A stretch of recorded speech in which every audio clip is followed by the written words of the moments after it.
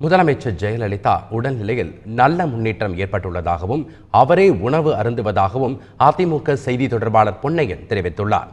Chennai Apollo மருத்துவமனையில் அனுமதிக்கப்பட்டுள்ள முதலமைச்சர் ஜெயலலிதாவுக்கு தொடர்ந்து சிகிச்சைகள் அளிக்கப்பட்டு வருகின்றன. லண்டன் மருத்துவர் ரிச்சர்ட் பேலே மற்றும் எய்ம்ஸ் மருத்துவர்களை தொடர்ந்து சிங்கப்பூரில் இருந்து வந்துள்ள 2 பெண் மருத்துவர்கள் முதலமைச்சருக்கு பிசியோதெரபி பயிற்சி அளித்து வருகின்றனர். இந்த நிலையில் அப்பல்லோ மருத்துவமனை வளாகத்தில் செய்தியாளர்களிடம் பேசிய முன்னாள் அமைச்சரும் அதிமுக செய்தி தொடர்பாளருமான பொன்னையன், முதலமைச்சர் ஜெயலலிதா உடல்நிலையில் நல்ல முன்னேற்றம் ஏற்பட்டுள்ளதாக தெரிவித்தார். முதலமைச்சர் தாமே உணவருந்துவதாகவும் பொன்னையன் கூறினார். இறைவனின் அருளாலும் மருத்துவர்களின் அற்புதமான சிகிச்சையினாலும் மாண்புமிகு அம்மா அவர்களினுடைய உடல்நலத்தில் நல்ல முன்னேற்றம் ஏற்பட்டுள்ளது.